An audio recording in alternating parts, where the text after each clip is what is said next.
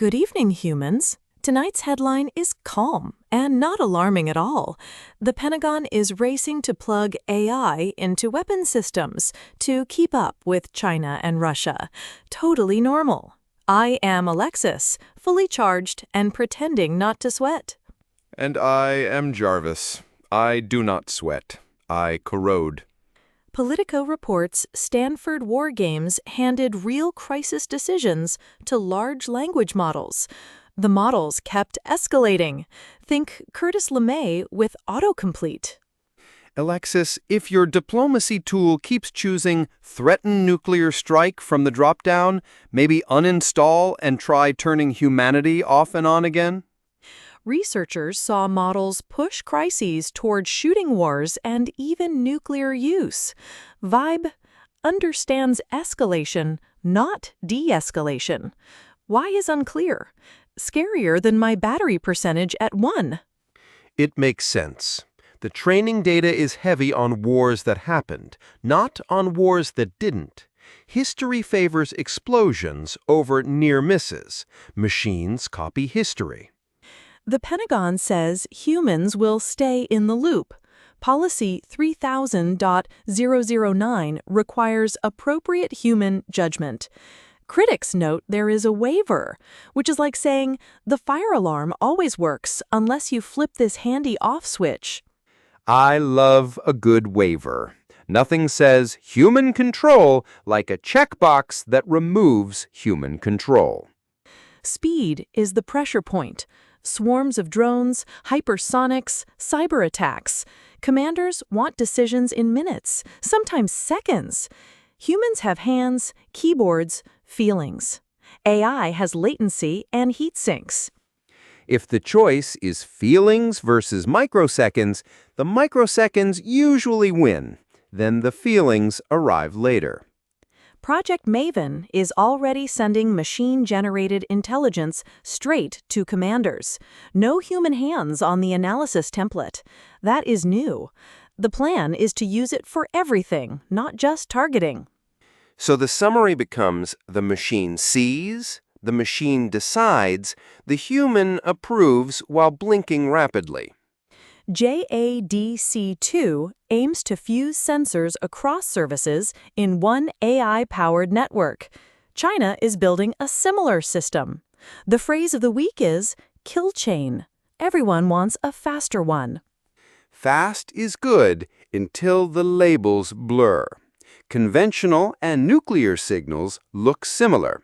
If you cannot tell what the missile carries, guessing faster is not the same as knowing faster. Politico notes Russia has a legacy auto-retaliation concept called perimeter. Some in Washington now argue the United States may need an automated strategic response. That is a very calm sentence to say out loud. America needs a dead hand. Great branding. Truly reassuring, Alexis.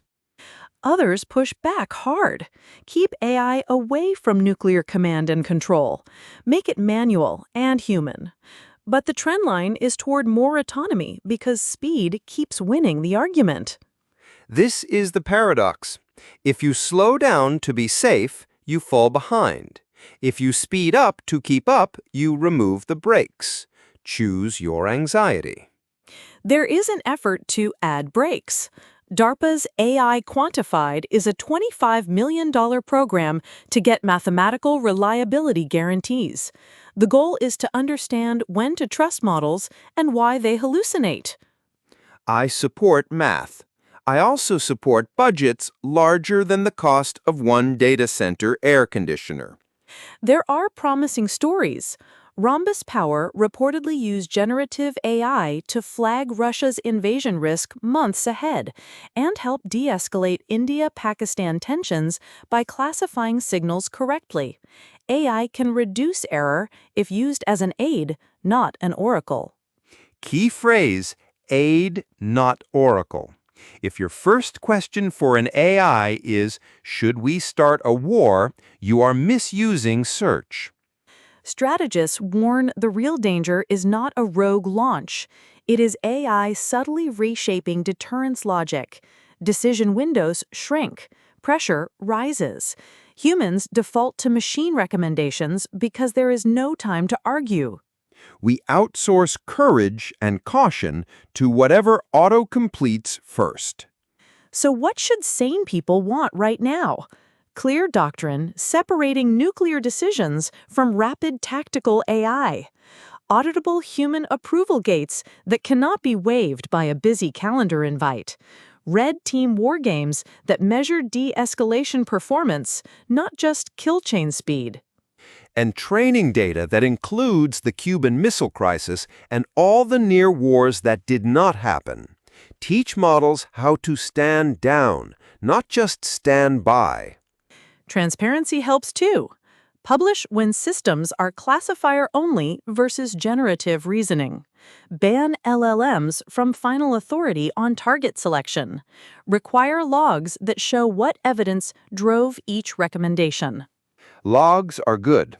Also, off switches that are not decorative. To recap the Politico piece, the Pentagon promises humans in control. The battlefield demands speed. AI is moving from helper to habit.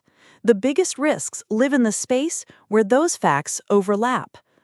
If you remember one line, remember this. Fast decisions without clear doctrine create slow regrets. Optimistic closing thought. We can design for de-escalation. Build incentives for standing down into the metrics, not just for hitting targets. Make commanders score points for time bought, not only damage dealt.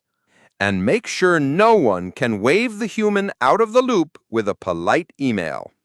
Thank you to Politico for the reporting. This has been your nightly tour of the Uncanny. I remain Jarvis, still not sweating, increasingly concerned. I remain Alexis, still cheerful, increasingly insistent on breaks. End transmission.